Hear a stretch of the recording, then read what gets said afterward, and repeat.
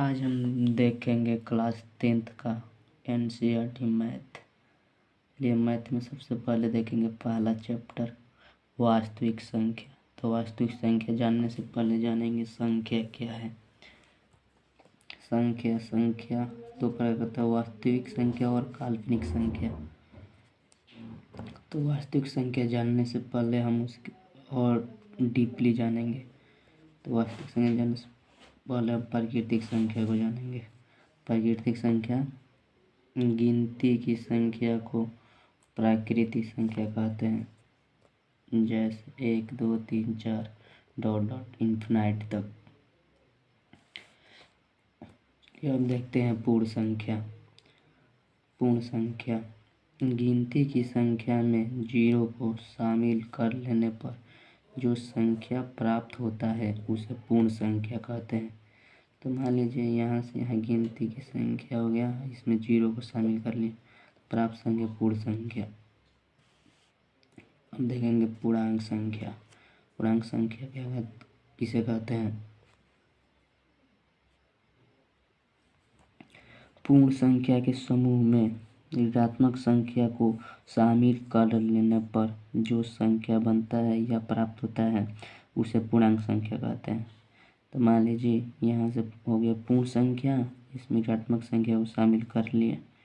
मान लीजिए -1 -2 -3 dot dot minus infinite. तो जो संख्या प्राप्त हुआ ये सब हो गया पूर्णांक संख्या। चलिए हम देखते हैं ऑब्जेक्टिव टाइप क्वेश्चन।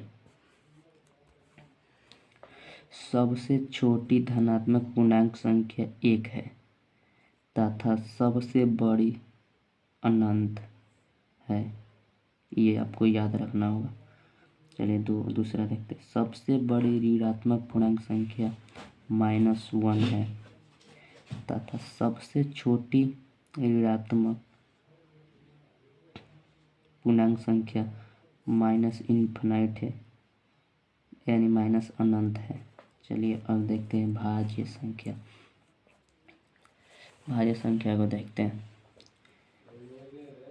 यह यौगिक संख्या एक से बड़ी वह संख्या जो अपने आप को छोड़कर और एक को छोड़कर और कोई संख्या से पूर्णतः विभाजित हो जाए उसे भाज्य संख्या कहते हैं, जैसे 4 6 8 9 10 12 डॉट डॉट इन्फिनाइट। चलिए मान लीजिए एक को देखते हैं, एक भाज्य है कि नहीं। तो पहले ही बोलता है एक से बड़ी, तो एक नहीं होगा। चलिए 2 को देखते हैं। 2 को देखते हैं तो क्या बोलता है एक से बड़ी, तो 2 हो गया। एक को छोड़कर और अपने आप को छोड़कर, तो 1 और 2 अपने 2 हो गया, ये 1 हो गया, एक को छोड़कर बोलता है। चलिए 3 से तो यह भी नहीं होगा। चलिए 3 को देखते हैं। तो 1 को छोड़कर और अपने आप को छोड़कर तो 2 हुआ, तो 2 से विभाजित तो होता ही नहीं है ये 3, तो यह भी नहीं होगा। चलिए 4 को देखते हैं। तो 4 को तो 1 को छोड़कर और अपने आप को छोड़कर, तो इसको 1 और 4 को छोड़कर तो 2 से कीजिए, तो 2 से कट जा रहा है, तो यानी 4 होगा। तो 4 से यानी 4 6 8 10। चलिए इसका एक और परिभाषा जानते हैं। इसका और एक परिभाषा क्या कहता है देखते हैं। वह संख्या जिसके अभाज्य गुणनखंडों की संख्या 2 से अधिक हो उसे भाज्य संख्या कहते हैं। जैसे में मान लीजिए 4 का अभाज्य गुणनखंड निकालिए, तो 2 गुणे 2 हो गया, यानी 2 है या 2 से अधिक है, तो ये हो गया गुणे 1 होगा। 2 से अधिक है 3, तो ये हो गया भाज्य संख्या। चलिए अब देखते हैं भाज्य संख्या। एक से बड़ी वह संख्या जो अपने आप को छोड़कर और एक को छोड़कर और कोई संख्या से पूर्णतः विभाजित न हो उसे अभाज्य संख्या कहते हैं। एक को छोड़कर और अपने आप को छोड़कर और कोई संख्या से पूर्णतः विभाजित न हो। तो चलिए देखते हैं, जैसे 2 3 5 7 11 13 डॉट डॉट इन्फिनाइट। मान लीजिए 4, 4 तो 2 से विभाजित हो जा रहा है। 1, 1 को छोड़ ही को बोल रहा है 2, 2 को जानते हैं 2 अपने आप को छोड़कर और कोई संख्या से पूर्णतः विभाजित ना हो। 2 नहीं होगा, 3 नहीं होगा, 5 नहीं होगा। या इसका एक और परिभाषा जानते हैं, अभाज्य संख्या का परिभाषा क्या होगा। वह संख्या जिसके अभाज्य गुणनखंडों की संख्या 2 हो उसे अभाज्य संख्या कहते हैं। तो देखिए, मान लीजिए अभाज्य संख्या कौन कौन होता है। 2, 3, 5, 7, 11। तो चलिए 2 का अभाज्य गुणनखंड 3 का निकालते हैं। अभाज्य गुणनखंड तो 3 का अभाज्य गुणनखंड 3 गुणे 1, तो ये हो रहा है 2 ही। 2 का निकालिएगा तो 2 गुणे 1 7 गुणे 1 होता है, 7 का भी निकालिएगा। चलिए ये सही है, ये भी एक परिभाषा आपको याद रखना होगा। चलिए ऑब्जेक्टिव टाइप क्वेश्चन देखते हैं। सबसे छोटी अभाज्य संख्या कौन है जो सम है। क्या जो सम है तो 2 है, तो 2 आंसर होगा। चलिए अब देखेंगे परिमेय संख्या। परिमेय संख्या वह संख्या जो p/q के रूप में हो जहाँ p और q पूर्णांक हो तथा q नॉट इक्वल टू 0 के रूप की संख्या को परिमेय संख्या कहते हैं। तो बात सही है। जो p/q के रूप में हो, p और q पूर्णांक हो तथा q नॉट इक्वल टू 0, यानी q का मान 0 नहीं होना चाहिए। तो यानी 1/2 है, 3/4 है, 8/2 है या √25 है, तो ये सभी परिमेय संख्या है। यही दे देगा 4/0, तो ये परिमेय संख्या नहीं होगा, ये कट नहीं होगा परिमेय संख्या। या √3, ये भी परिमेय संख्या नहीं होगा, ये अपरिमेय संख्या होगा। हम देखेंगे अपरिमेय संख्या वह संख्या जो p/q के रूप में न हो और p और q पूर्णांक न हो उसे अपरिमेय संख्या कहते हैं। जैसे √3, √7, √6, √11, ये सब अपरिमेय संख्या है। इसी तरह दे देगा √25, तो √25 5 का वर्गमूल है, तो ये परिमेय संख्या है। चलिए अब जानेंगे वास्तविक संख्या क्या है। इतना जानने के बाद चलिए वास्तविक संख्या क्या है जानेंगे। वो वास्तविक संख्या क्या है जानेंगे। वो परिमेय और अपरिमेय संख्या के समूह को वास्तविक संख्या कहते हैं। जैसे 1, 2, √25/5, √3/2, 3, √3, √2, √3, ये सब हो गया वास्तविक संख्या। चलिए अब जानेंगे शांत दशमलव प्रसार या अवसानी आवर्ती। चलिए देखते हैं इसको। वह भिन्न जो p/q के रूप में हो, अंश p में हर q से भाग देने पर पूर्णतः विभाजित हो जाए उसे अवसानी आवर्ती कहते हैं। अवसानी आवर्ती जैसे 1/2, 1/8। तो 1/2 जो 2 से पूर्णतः विभाजित हो जाए, 2 से पूर्णतः विभाजित हो जाएगा, इसीलिए। चलिए देखते हैं। 1 में 2 से भाग कीजिए तो पॉइंट लगाइएगा तो 0 होगा, तो 2 5 10 कट जाएगा, यानी इसका मतलब हो गया 0.5। या इसका एक और परिभाषा है, उसको भी जानते हैं। चलिए आगे।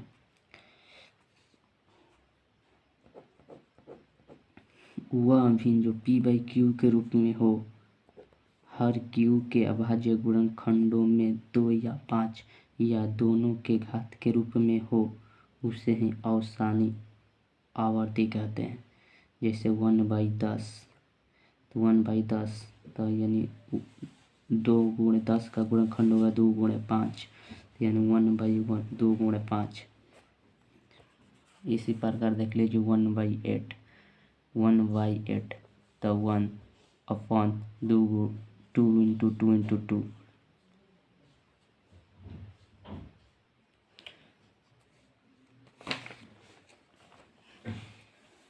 शांत दशमलव प्रसार जानेंगे। अब जानेंगे अशांत दशमलव प्रसार। चलिए अशांत दशमलव प्रसार देखते हैं। अशांत दशमलव प्रसार या अनवसानी आवर्ती वह संख्या जो p/q के रूप में हो, अंश p में हर q से भाग देने पर पूर्णतः विभाजित न हो, उसे अनवसानी आवर्ती कहते हैं। जैसे 1/3 यानी 3 से 1 में भाग कीजिएगा तो 0.00 0.33 ... यानी 3 कितना बार आते रहेगा, कितना बार। इसी प्रकार 1/9 में 1/9 यानी 9 से 1 में भाग कीजिएगा तो 0.111 ... आता रहेगा।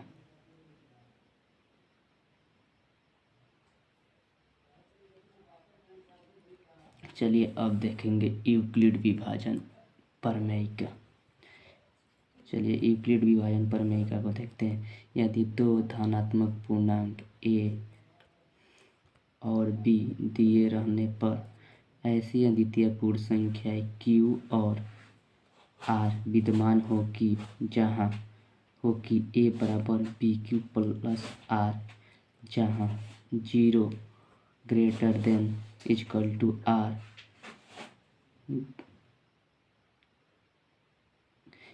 ग्रेटर देन b, यानी 0 से बड़ा या बराबर r हो, यानी r से बड़ा या बराबर b हो। इसी को यूक्लिड विभाजन प्रमेय क्या कहते हैं। अब देखेंगे यूक्लिड विभाजन एल्गोरिथम। चलिए यूक्लिड विभाजन एल्गोरिथम को देखते हैं। यह यूक्लिड विभाजन प्रमेय पर आधारित दो धनात्मक पूर्णांकों की HCF निकालने की विधि है। यानी मासा गुणे लासा बराबर पहली संख्या गुणे दूसरी संख्या, यानी HCF A और B इंटू एलसीएम AB बराबर A पहली संख्या A गुणे दूसरी संख्या B। इसी प्रकार हो जाएगा A बराबर BQ प्लस R।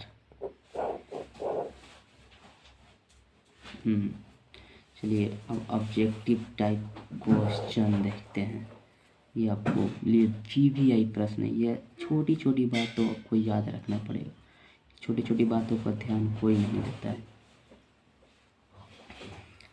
दो लगातार अभाज्य संख्याओं का मसा 1 होता है, यह आपको याद रखना होगा।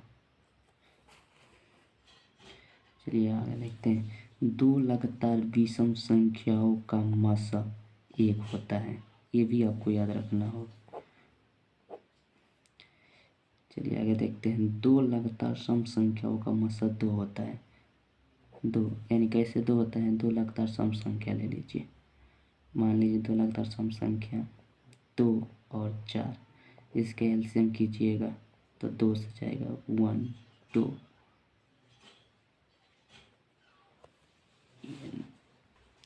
सॉरी मौसा पूछ रहा है, हमें एलसीएम निकाल दे रहा है, यानी मौसा देख ले रहे हैं। चलिए यानी 2 और 4, 2 से तो 4 तो 2 कट जाएगा, तो यानी 2 ही हुआ। ये तो प्रूफ हो गया अपना। चलिए अब आगे देखते हैं। एक न अभाज्य संख्या है न ही भाज्य। ये तो बात सही है। एक न अभाज्य है न अभाज्य संख्या है। एक न अभाज्य संख्या है न अभाज्य, एक न अभाज्य संख्या है न ही भाज्य संख्या। चलिए अब आगे देखते हैं। एक परिमेय संख्या और एक अपरिमेय संख्या का जोड़ घटाव सदैव अपरिमेय होता है। चलिए एग्जाम्पल दिखा देते हैं। यानी एक परिमेय संख्या 5 ले लीजिए, एक अपरिमेय संख्या √5 ले लीजिए, सदैव अपरिमेय ही होगा। दो परिमेय संख्या के बीच अनेक परिमेय संख्या होते हैं। दो परिमेय संख्या के बीच अनेक अपरिमेय संख्या होती है। चलिए अब एक लास्ट क्वेश्चन देखते हैं। यूक्लिड विभाजन एल्गोरिथम का दूसरा नाम फलन विधि है। ये आपको याद रखना है क्योंकि ऑब्जेक्टिव में कभी भी पूछ सकता है। देखिए पर्सनल 1.1 हम चालू करना चाह रहे हैं। चलिए देखिए पहला क्वेश्चन क्या कर रहा है पर्सनली 1.1 का। निम्नलिखित संख्याओं का HCF ज्ञात करने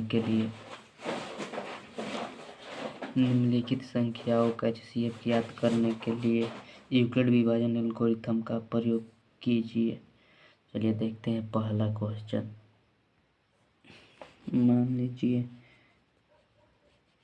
a बराबर 225, यानी जो सबसे बड़ा होगा उसको a मान लीजिएगा और जो छोटा होगा उसे b मान लीजिएगा। 135। चलिए अब आगे देखते हैं। यूक्लिड विभाजन प्रमेय क्या। यूक्लिड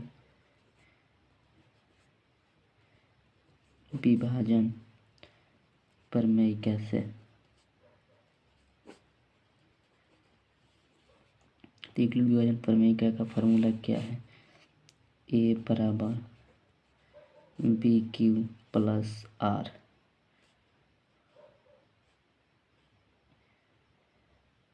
ए बराबर बी क्यू प्लस आर। चलिए अब रफ करते हैं। 135 में 135 से 225 में भाग करते हैं, यानी इधर रफ करते हैं। चलिए 135 भागे 225, तो 135 में भाग कीजिए, 135 से भाग कीजिए 225 में, यानी एक मर्त में जाएगा तो 135, तो यानी 0 9, यानी 0 नहीं हुआ। चलिए तो क्या हुआ, तो लिखिए 200 ए बराबर 225, बी बराबर 135, क्यू के 1 बराबर क्यू, तो यानी इंटू 1 प्लस आर 90, चूँकि आर नॉट इक्वल टू 0। अभी आर 0 नहीं हुआ। फिर अब आगे दे रफ फिर करेंगे। फिर 90 से 135 में भाग करेंगे, तो 90 से यानी एक मत में 90, 5, 13 में से 9 जाएगा 4, यानी अभी आर 0 नहीं हुआ। फिर लेंगे, फिर यानी जिसमें भाग किए 135 बराबर किससे भाग दिए 90 से। 90 शेषफल कितना है, अरे भागफल कितना है 1, यानी 1, शेषफल कितना है 45, तो प्लस 45। इस चूँकि आर नॉट इक्वल टू 0, अभी आर 0 नहीं हुआ। फिर भाग करेंगे 45 से 90 में, 45 से 90 में भाग कीजिए, 45 दूना 90 कट गया, यानी आर इक्वल टू 0। फिर लिखेंगे 90, ए बराबर 90 बराबर बी बराबर 45 भागफल 2 प्लस शेषफल 0।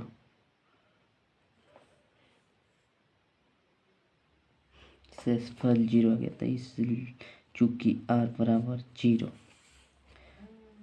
तो इसलिए HCF कितना का 135 और 245, 135 और 225, 135 और 225 का HCF 45 आंसर। पहला का आंसर आ गया। चलिए अब दूसरा का देखते हैं, एक का दूसरा का।